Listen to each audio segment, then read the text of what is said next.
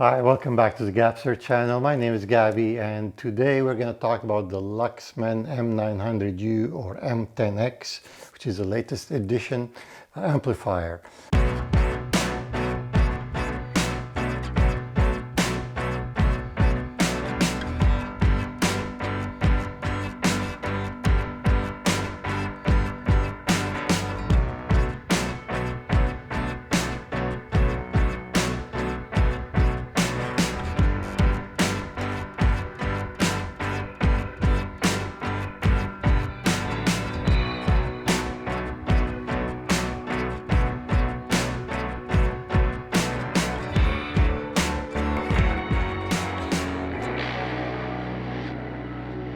This is an amplifier that I picked up on the used market about 6 months ago or so, and I've been looking for this amp for a long time, and they hardly come on the market used, especially in North American version. It's easy to pick up a off gray market Japanese version, but it comes with 100 volt for a big amplifier like that, because then you need like a massive transformer to be enough to satisfy such a large amplifier. So I picked it up about 6 months ago, and I've heard a lot of great things, and a lot of reviewers rave about it.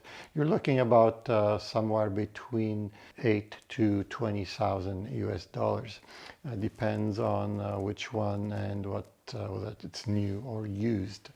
Some quick specs on the M900U and also the M10X is the power is 150 watts at 8 ohms, 300 watts at 4 ohms, and if you're running it in mono, you can get 600 watts.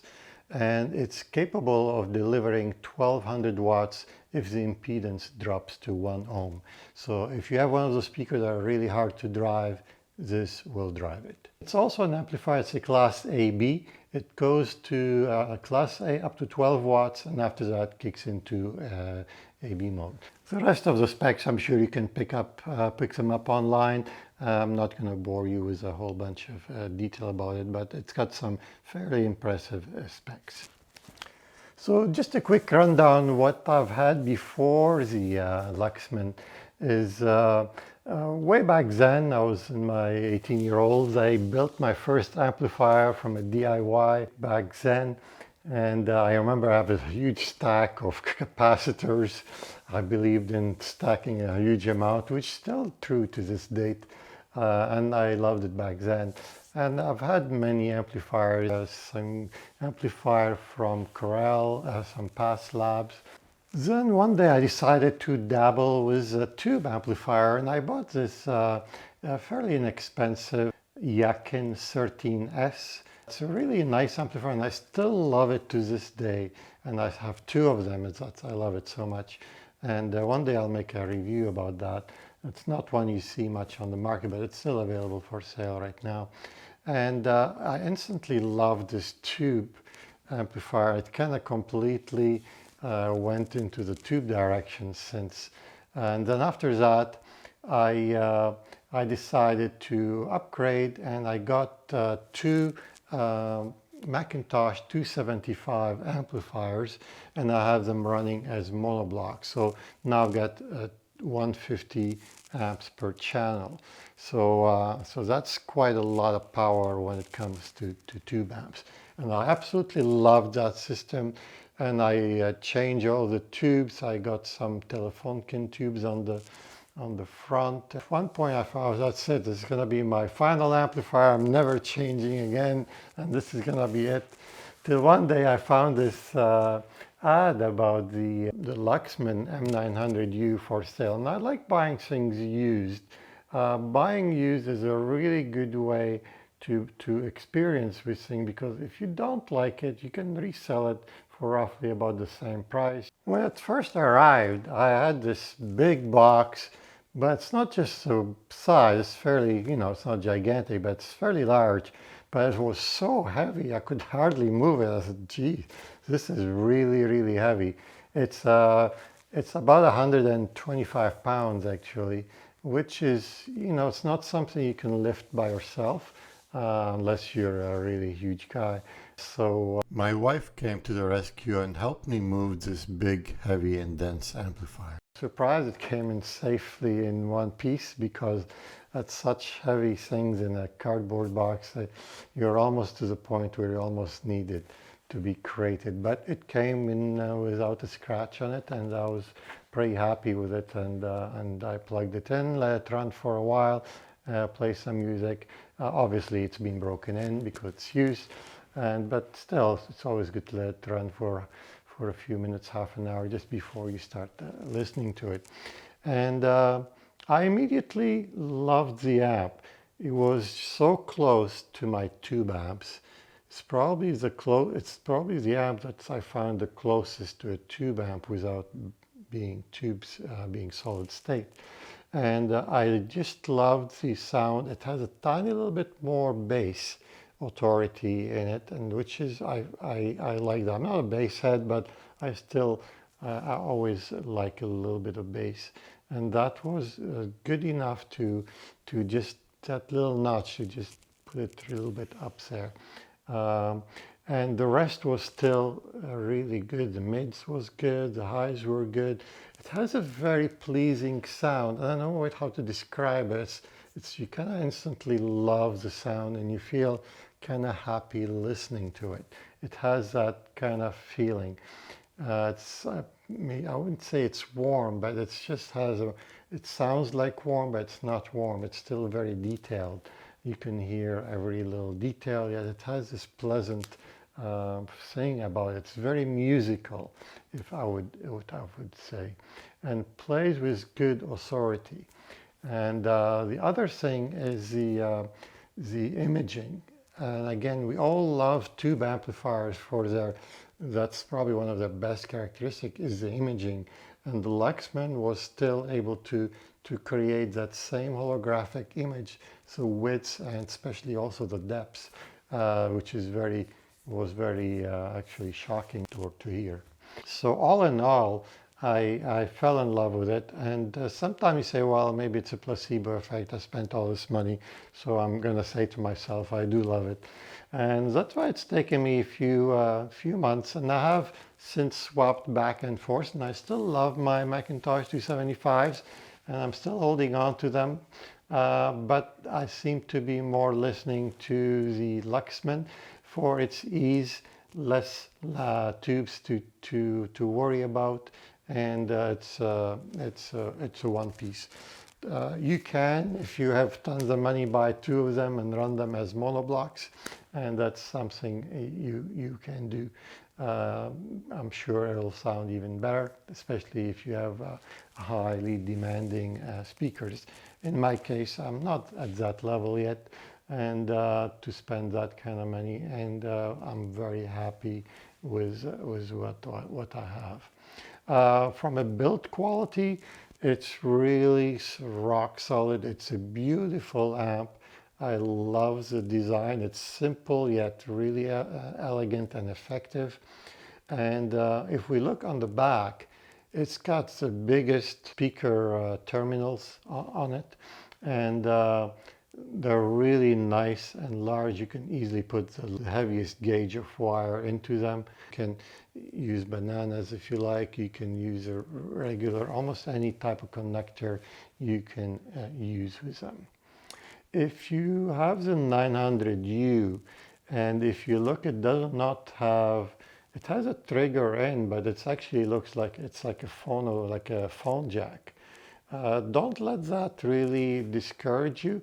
It's actually still a trigger in, and it's just for some reason they use a phone jack. On the 10X they smartened up and end up putting a proper 3.5mm jack in there.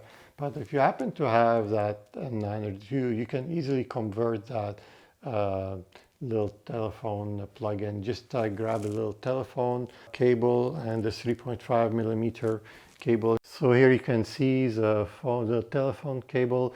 It actually uses a 2-pin telephone cable, but if you have a 4-pin, no big deal. Just use a 2 center pin. So it's basically the 2 center pin that matter. And look for the red one. The red one is the positive, and the other one will be the negative. And then you connect them to a 3.5mm jack, and just connect wire to wire and make sure the positive at the tip of the 3.5mm jack, and you are ready to go. And like I said, you could get one off Amazon, but if you do, I'll put a link for one of them, but I've not tested the pinout.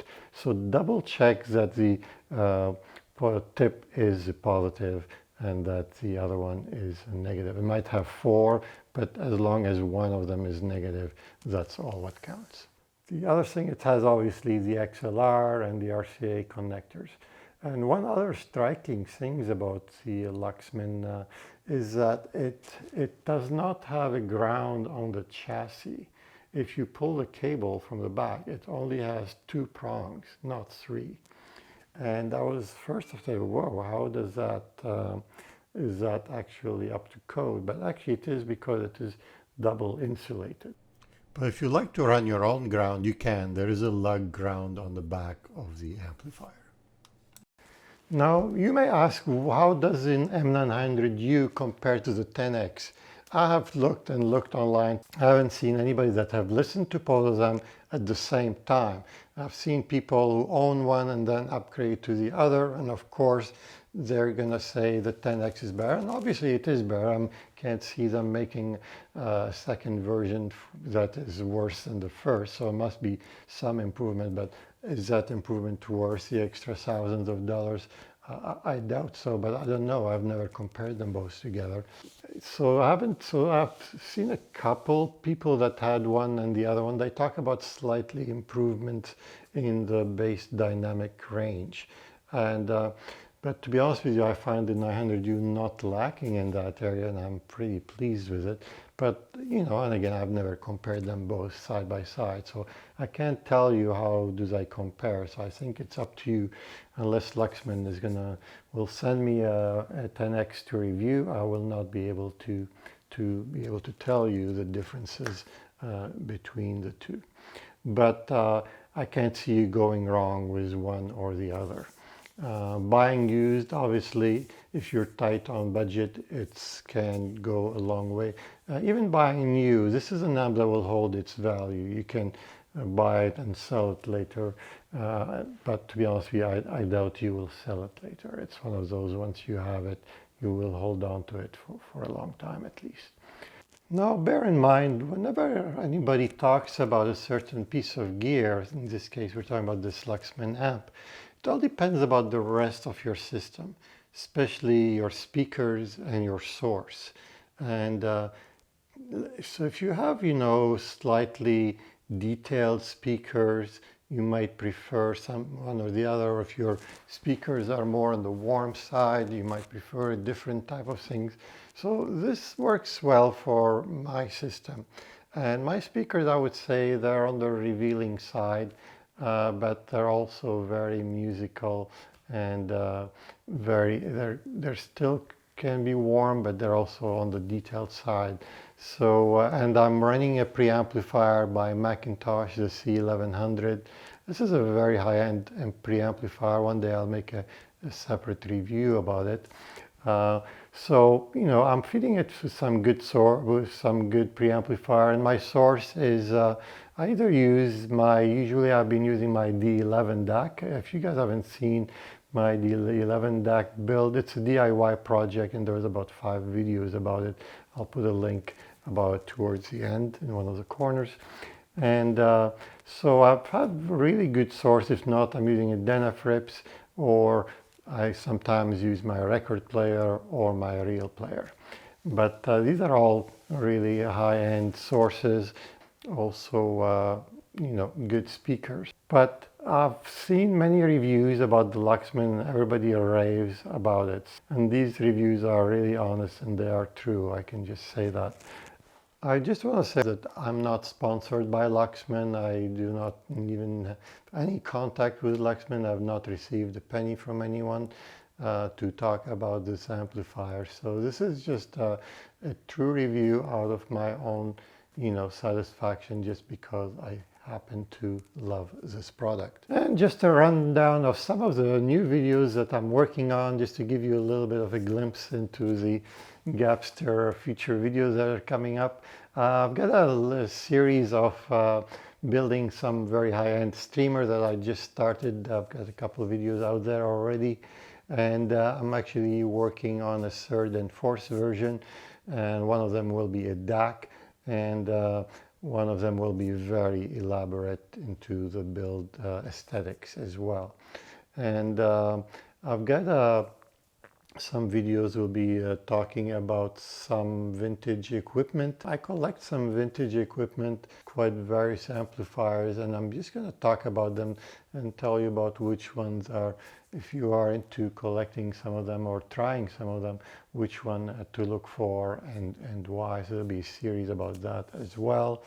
I've got a few videos about some of the things I like to use and some different parts I like using, and some test equipment I do.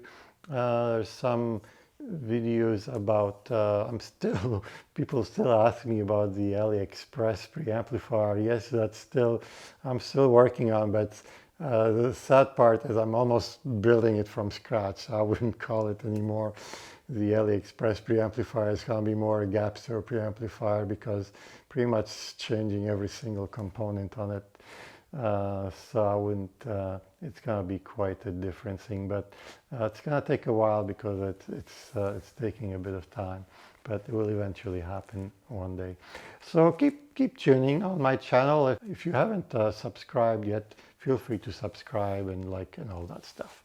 I hope you liked this video, and please hope to see you again in another video. I'll put a couple links in the corners, one of my DACs that I've built before and one of my speakers that I built before, just in case if you're interested in some of my other videos. Take care, and we'll see you again.